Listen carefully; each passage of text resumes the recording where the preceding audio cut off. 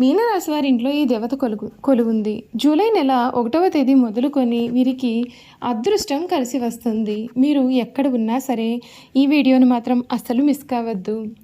అసలు ఈ మీనరాశి వారి జీవితం ఏ విధంగా ఉండబోతోంది, వీరికి ఏ విధమైన అదృష్టం కలిసి రాబోతోంది, జూలై 1వ తేదీ మొదలుకొని మీనరాశి వారి జీవితంలో కలగబోయే పూర్తి మార్పులు ఏ విధంగా ఉంటాయి అన్నీ కూడా ఇప్పుడైతే మనం క్లియర్గా ఈ వీడియో ద్వారా తెలుసుకుందామండి.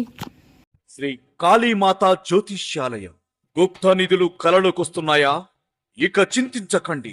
నాగబంధన, అష్టబంధన, అఘోరాలతోటి, నాగసాధువులతోటి అష్ట నిబంధనలు చేయబడును. మీరు ఎక్కడెక్కడో దీని గురించి నిరాశ చెంది ఉన్నట్లయితే ఒక్కసారి గురువు గారిని సంప్రదించండి. నిధులు చూడబడును. చేతబడి అయినా సరే దెయ్యాలు కలలోకి వస్తున్నాయా? ఎటువంటి సమస్యలకైనా ఒక్క ఫోన్ కాల్తో గురువు గారిని సంప్రదించండి. శ్రీ కాళీమాత జ్యోతిష్యాలయం. అంతకన్నా ముందు మీరు ఎవరైనా కొత్తగా కనుక మన ఛానల్ని చూస్తున్నట్లయితే తప్పకుండా వీడియోని లైక్ చేయండి. తప్పకుండా మన ఛానల్ని సబ్స్క్రైబ్ చేసుకోవడం మర్చిపోకండి. సబ్స్క్రైబ్ చేసుకోవడంతో పాటుగా పక్కనే ఉన్న బెల్ ఐకాన్లో ఆల్ని ట్యాప్ చేయండి. ఈ విధంగా చేయడం ద్వారా మేము పెట్టే ప్రతి వీడియో కూడా మీకు నోటిఫికేషన్ రూపంలో కనిపిస్తుంది. మీరు మిస్ కాకుండా మన వీడియోని చూడగలుగుతారు. ఇక వీడియోలోకి వెళ్ళిపోయి మీనరాశి వారి గురించి పూర్తి విషయాలు తెలుసుకుందాం. మీనరాశి వారికి సమయం మీ రంగాల్లో శ్రమ పెరుగుతుంది. ఒక్క వ్యవహారంలో మీరు కొంచెం మాట పడాల్సి ఉంటుంది. సహనం అనేది అసలు కోల్పోవద్దండి. నిదానంగా అన్నీ కూడా సర్దుకుంటాయి. ఆరోగ్యాన్ని నిర్లక్ష్యం చేయవద్దు. శని ధ్యానం శుభప్రదమైన ఫలితాలు అందిస్తుంది. మీకు బ్రహ్మాండమైన వ్యాపార బలం లభిస్తుంది. ఉన్నత శిఖరాలను అధిరోధిస్తారు. ఆర్థికపరమైన విషయాలు అయితే అద్భుతంగా ఉన్నాయి. సంపద పెరుగుతుంది. గృహంలో శుభాలు, భూలాభం ఉంటాయి. రుణ సమస్యలు పరిష్కారం అవుతాయి. ధైర్యంగా ముందుకు సాగండి. బంగారు భవిష్యత్తుకు బాటలు వేసే సమయం ఇది. శ్రీ లక్ష్మీనారాయణ ధ్యానం మీకు అన్ని విధాలుగా కూడా శుభప్రదమైన ఫలితాలు అయితే అందిస్తుంది అని చెప్పడంలో కూడా సందేహం అయితే అసలు కనిపించడం లేదు. ఈ మీనరాశికి సంబంధించినటువంటి వారికి సమయం ముఖ్యంగా ఆరోగ్యపరంగా, ఆర్థికపరంగా, వృత్తిపరంగా కూడా కొంచెం జాగ్రత్త పడాలి. శని మరియు రాహు ప్రభావం కారణంగా కొన్ని సమస్యలు అయితే వచ్చే అవకాశాలు ఉన్నాయితే కొన్ని శుభ ఫలితాలు కూడా కనిపిస్తూ ఉన్నాయి. వీరి జీవితంలో జూలై 1వ తేదీ మొదలుకొని అన్నీ కూడా శుభప్రదమైన మార్పులే కనిపిస్తూ ఉన్నాయి. సాక్షాత్తు ఆ దుర్గా అమ్మవారే మీ ఇంట్లో కొలువుందని చెప్పడంలో సందేహం అయితే లేదు. మీకు అన్ని విధాలుగా కూడా ఉన్న ఆటంకాలు అయితే తొలగిపోతాయని చెప్పడంలో కూడా సందేహం అయితే లేదండి. ఈ రాశి వారికి ఉద్యోగ జీవితం గురించి చూసుకున్నట్లయితే కెరియర్లో కొన్ని ఒడిదుడుకులు అయితే ఉండవచ్చు. ప్రమోషన్లు కొంచెం ఆలస్యం కావచ్చు, కానీ జరగడం మాత్రం జరుగుతుంది. గురుబలం కోసం పరిహారాలు పాటిస్తే మేలు. శ్వాసకోశ సమస్యలు, జీర్ణక్రియ సమస్యలు లేదా ఇన్ఫెక్షన్లు వచ్చే అవకాశాలు ఉంటాయి కాబట్టి ఆరోగ్యపరమైన విషయాల్లో కొంచెం జాగ్రత్తలు తీసుకోవాలి. ఆర్థికంగా కొంత అస్థిరత అనేది ఉంటుంది. ఖర్చులు అదుపు తప్పే అవకాశాలు కూడా కనిపిస్తూ ఉన్నాయి. కుటుంబ జీవితం చాలా సంతోషంగా ఉంటుంది. శని, రాహువు, గురువుల కారణంగా కలిగే సమస్యల నుండి మీరు పూర్తి ఉపశమనం పొందడానికి తగిన పరిహారాలు పాటించాలి. ఈ ఏడాది ద్వితీయార్థంలో కొన్ని శుభప్రదమైన ఫలితాలు వచ్చే అవకాశం ఉంటుందండి. ఈ రాశి వారికి, మీనరాశికి చెందినటువంటి వారు పూర్వభద్ర నక్షత్రానికి సంబంధించినటువంటి వారికి ఈ సమయంలో అన్ని విధాలుగా కూడా ఆటంకాలు అయితే తొలగిపోతాయి.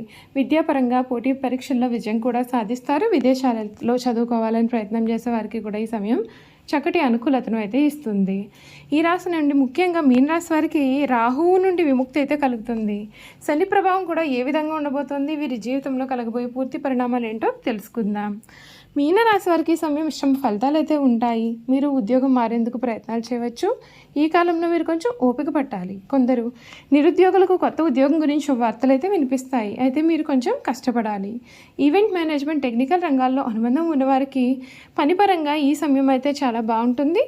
ఉద్యోగులు విదేశీ ప్రయాణాలు చేసే అవకాశం కూడా కనిపిస్తూ ఉంది. మీనరాశి వారికి ఆర్థిక పరంగా కొత్త ఏడాది సానుకూలమైన ఫలితాలు అయితే ఉంటాయండి. ఎందుకంటే శుక్రుడు లగ్నస్థానంలో ఉంటాడు. అంతేకాదు సూర్యభగవానుడు లాభస్థానంలో ఉండడం చేత డబ్బు విషయంలో సానుకూలమైన ఫలితాలు అయితే కనిపిస్తాయి. బుధుడు 10వ స్థానంలో ఉండే సమయంలో ఆర్థిక పరంగా స్థిరత్వం కూడా కనిపిస్తోంది. ఈ సమయంలో మీరు కొంచెం డబ్బును ఆదా చేస్తే మేలు. వ్యాపార పరంగా ఈ రాశి వారికి అనుకూలత అనేది ఉంటుంది. మీరు మంచి పురోగతి సాధిస్తారు. ఈ రాశి వారికి 7వ స్థానం నుండి శని దృష్టి తొలగిపోతుంది. దీంతో మీకు శుభ ఫలితాలు అయితే ఉంటాయి. రాహు లగ్నస్థానంలో ఉండే సమయంలో కొన్ని గొడవలు కూడా జరిగే ఆస్కారం ఉంటుంది కనుక మీరు తగిన జాగ్రత్తలు పాటిస్తే మీకు మేలు జరుగుతుంది.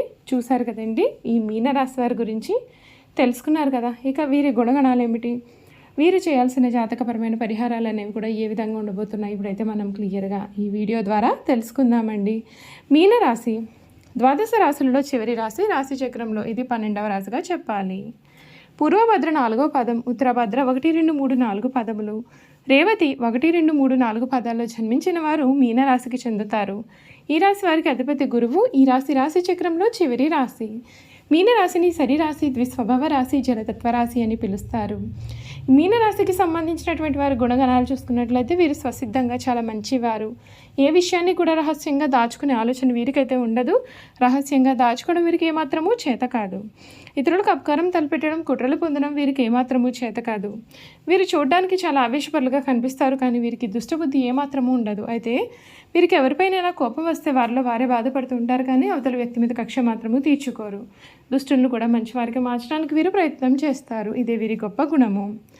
మీనరాశి వారికి విశ్రాంతి చాలా అవసరం. విశ్రాంతి లేకపోతే ఏ పనులను వీరు సమర్థవంతంగా నిర్వహించలేరు. తొందరగా అలసిపోయే మనస్తత్వాన్ని వీరు కలిగి ఉంటారు.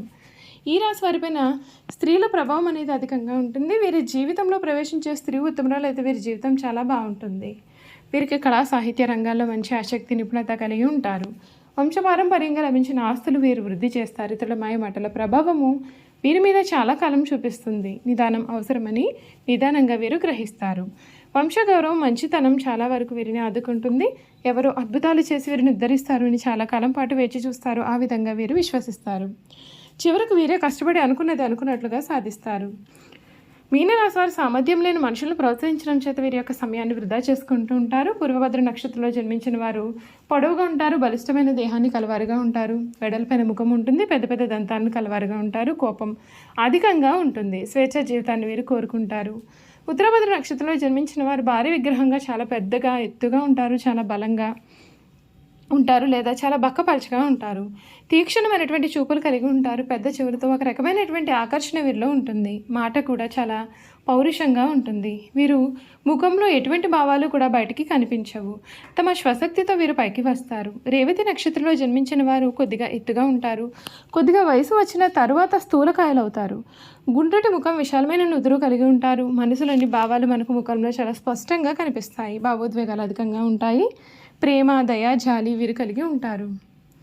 ఉత్తరభద్ర నక్షత్రానికి అధిపతి శని కావున వీరు నీలం ధరిస్తే మంచిది. రేవతి నక్షత్రానికి అధిపతి బుధుడు కావున వీరు జాతి పచ్చ ధరించాలి. మీనరాశి వారి ఏకముఖి రుద్రాక్ష ధరించడం వలన శుభ ఫలితాలు కూడా పొందుతారు. చూసారు కదండి, మీనరాశి వారి గురించి క్లియర్గా తెలుసుకున్నారు కదా. ఈ వీడియో కనుక మీకు నచ్చినట్లయితే తప్పకుండా వీడియోని లైక్ చేయండి. తప్పకుండా మన ఛానల్ని సబ్స్క్రైబ్ చేసుకోవడం మర్చిపోకండి. సబ్స్క్రైబ్ చేసుకోవడంతో పాటుగా పక్కనే ఉన్న బెల్ ఐకాన్లో ఆల్ని ట్యాప్ చేయండి.